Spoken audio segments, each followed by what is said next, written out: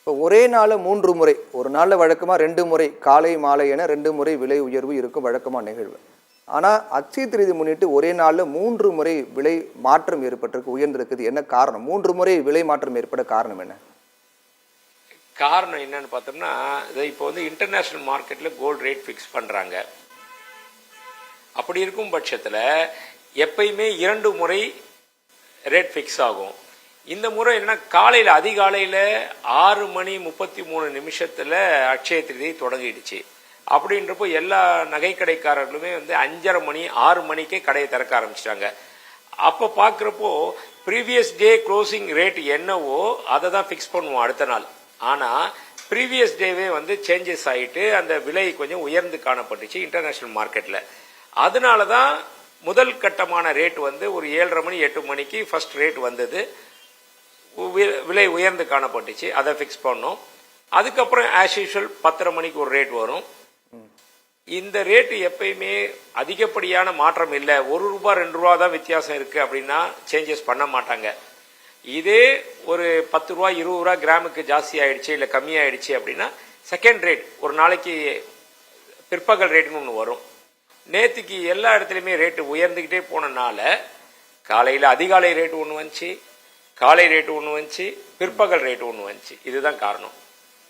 இப்போது அட்சய திருதி அப்படிங்கிறது மக்களுடைய ஒரு நம்பிக்கை.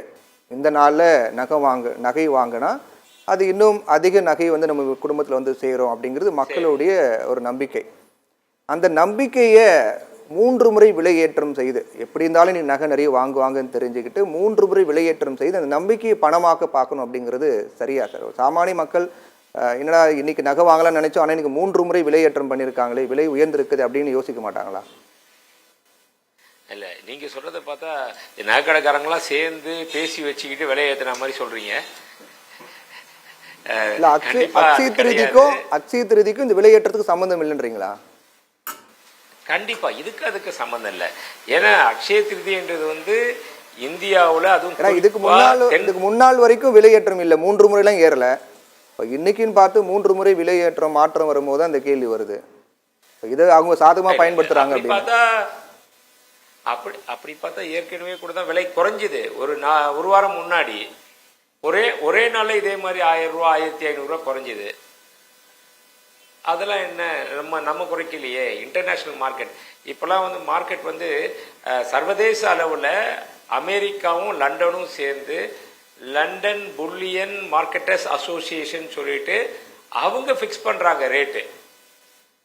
அதில் யாரெல்லாம் இருக்காங்கன்னா தங்க சுரங்கத்தின் அதிபர்கள், ஸ்பெக்குலேட்டர்ஸ், பிக் இன்வெஸ்டர்ஸ், இந்த மாதிரி ஆட்கள் தான் அதில் இருக்காங்க. அவங்கெல்லாம் சேர்ந்து தான் இதை ஃபிக்ஸ் பண்ணுறது. அப்படின்றப்போ நமக்கும் அதுக்கும் சம்மந்தம் இல்லை. நம்ம வந்து உலகத்தில் ஒரு மூலையில் இந்தியா, அதுவும் இந்தியாவில் தென்னிந்தியாவில் தான் அட்சய திருதி ஜாஸ்தி இது. அதனால் அதுக்கு சம்மந்தம் இல்லை. அந்த ரேட்டு நம்மளை பாதிக்கப்படுது.